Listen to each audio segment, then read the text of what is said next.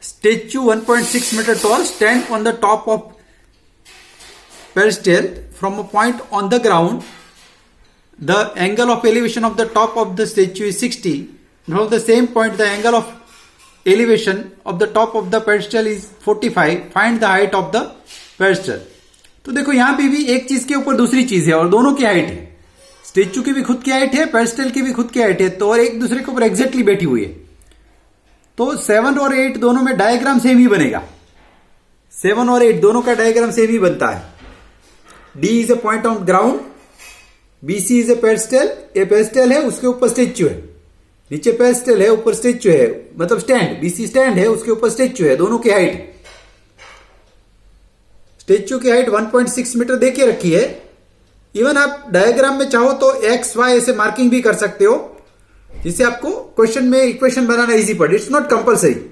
X y लिखना compulsory नहीं है, लेकिन आपने एक्स वाई वगैरह मार्किंग किया तो आपको इक्वेशन में लिखना आसान पड़ेगा. एलिमिनेशन वगैरह करना पड़े तो इजी पड़ेगा, but it is not compulsory. आपको एक्स वाई करके नहीं करना है तो कंपलसरी नहीं है.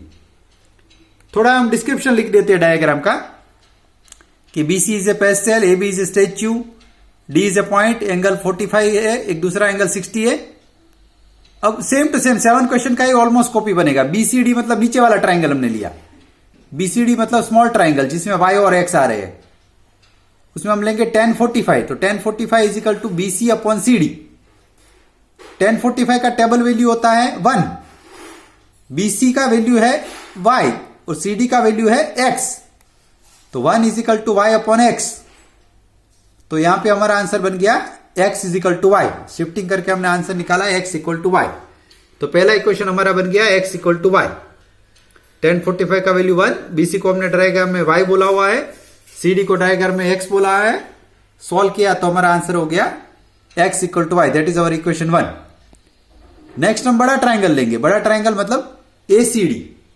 एसीडी मतलब पूरा का पूरा ट्राइंगल. एसीडी जो डायग्राम में सबसे बड़ा ट्राइंगल है वो, उसमें कौन सा एंगल आ रहा है 60 डिग्री. एसीडी में एंगल आ रहा है 60 डिग्री. तो tan 60 is equal to AC upon CD. Because tan 60 के लिए ऑपोजिट साइड बन गया एसी, एडजेसेंट साइड बन गया सीडी. तो tan 60 is equal to AC upon CD. Opposite side पूरा का पूरा एसी, एडजेसेंट साइड बन गया सीडी. एसी दो पार्ट में बटा हुआ है, A B plus BC. A B plus BC मतलब 1.6 प्लस वाई. tan 60 का टेबल वैल्यू होता है √3, सीडी का वैल्यू x. तो अपने को इक्वेशन मिला √3x is equal to 1.6 y.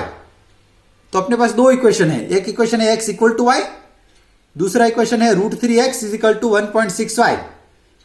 Substitution better option रहता है हमेशा एलिमिनेशन की जगह. यहां पे तो हमने वैल्यू सब्स्टिट्यूट कर दिया हमने by equation 1 x equal to y. तो जहां x था वहां हमने y रख दिया.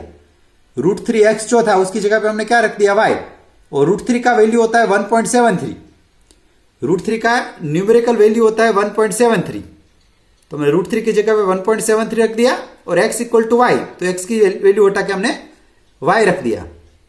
अब इसको और सिंप्लीफाई करेंगे तो 1.73 y minus y is equal to 1.6. Y को हमने सामने शिफ्ट कर दिया. तो 1.73 वाई माइनस वाई तो 0.73 y. 0.73 y is equal to 1.6. तो y is equal to 1.6 upon 0.73. तो y का वैल्यू बन गया 2.19. तो the height of pedestal that is y वो बन गया 2.19.